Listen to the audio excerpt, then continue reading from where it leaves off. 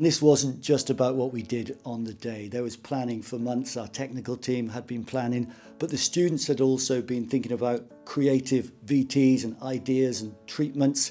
We did a promo shoot all the way back in December where we filmed athletes from every team, and that was part of an assessment where the students had to make an opening promo for Varsity. And then one of our students, Kian Tuki, took on an amazing opening sequence where he worked with a local spoken word rapper and poet, Duke Al Durham, a former Cardiff Met student.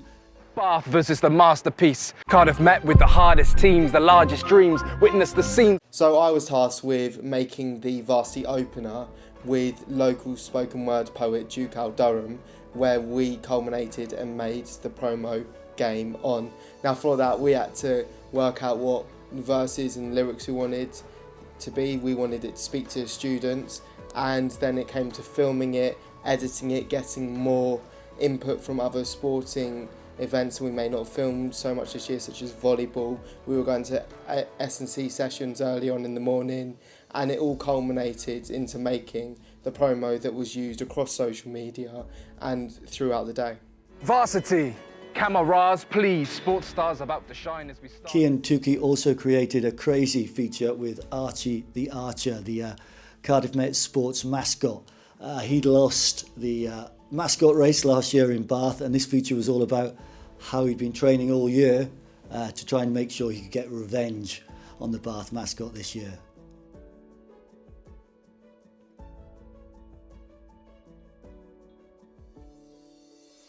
All very surreal, but it perfectly sums up the carnival atmosphere of the day and the chaos of an all-day long broadcast. There was also this amazing moment during the women's rugby live stream where we heard the mascot race was about to take place in the Archers Arena, so we cut live to the Archers Arena, joined the race halfway through. Archie the Archer was winning, won the race, took out a bunch of people on the finish line, and then our reporter Evan was there, sort of Chris Kamara style, saying, I don't know what happened. I don't know what happened. It's just brilliant, but the sort of thing that happens when you're on air all day. Come on.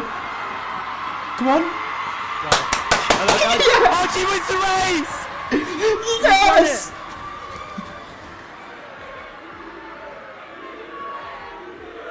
They started so quickly. I'm so sorry. Yeah, I'm so sorry. They started so quickly. We only just caught the end of the race. That was absolutely chaotic. Archie's won the race. He's champion this year. Duck Norris, I can't say anything, but yeah, wow, what a race. What a race. Evan was also part of our social media team.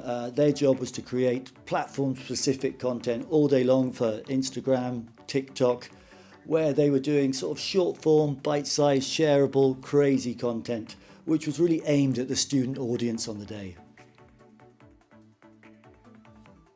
Heinz beans or the own brand? Heinz beans. Heinz beans. Thank God for that.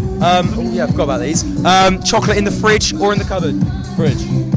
Fridge, yeah. And then shower or a bath? Shower.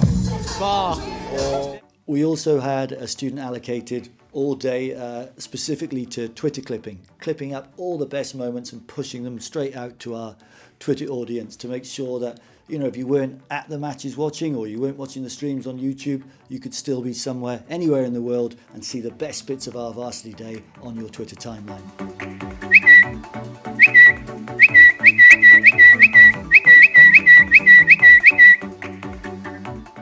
So on the day we were streaming across 5 different streams. We were pumping out content on Instagram, TikTok, Facebook, Twitter. We also had our streams going out onto the big screen in the fan zone so all of the students could watch it.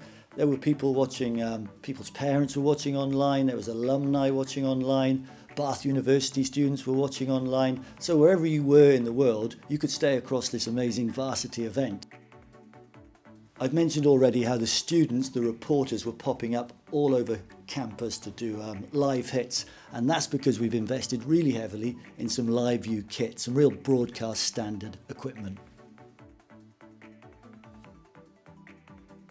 LiveU technology is the magic. It's a means by which we can ingest a video signal into a video encoder, which is on a backpack, and it sends that video signal and the audio over a 5G, 4G cellular network. we actually have 2 5G data cards in each of our transmitters. That means we can send our students anywhere on campus, anywhere in the UK in fact, and send signals live into the cloud initially, and then back down into our campus broadcast platform. We could do what we wanted with that. Then we could either go to it live, or we could do a pre-recorded hit. So if, for example, a game's just finished and campus is busy as the next game wants to get underway, rather than waiting for a convenient moment in our show to go live to the coach, maybe we just do a quick pre-recorded hit with the coach, we ingest it live into the replay system, and then we play that back out when it's convenient. We couldn't do any of that if it wasn't for LiveU. The flexibility it gives us is incredible. That's the magic in our broadcast. Let's head down to our news crew now, Caitlin Meredith, who's currently at the hockey pitch with an update. How's it going, Caitlin? It's still absolutely throwing it down out here, but the crowds have remained positive and they have supported the girls all the way through this encounter. So on the day, my role was to be a live sort of roaming reporter. I started off at netball. That was a really exciting game and gave sort of score updates throughout the day. I was rushed off my feet all day. Straight from netball, it was straight down to tennis to try and find out what had been going on down there to give the update on that. I then went over to lacrosse and football. The lacrosse had finished, but it was just starting the football, so giving an update on what happened last year and how they were expected to get on today. Before my final lot, which was hockey, it was absolutely hammering down. Both teams created a lot of chances and the Bath team were desperately trying to avenge that loss that they had last year. And I had to just get on with it, try and find somewhere to find some shelter so I could continue to give the score updates.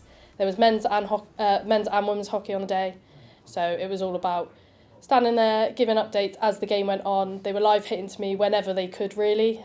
They would come to me at any moment and I had to be prepared to just give the update and help them out. And then after my day was finished, I got called into the studio to give a complete overview of everything I'd been involved in, give my favourite moment of the day, which was probably Archer, the Archer winning the sprint.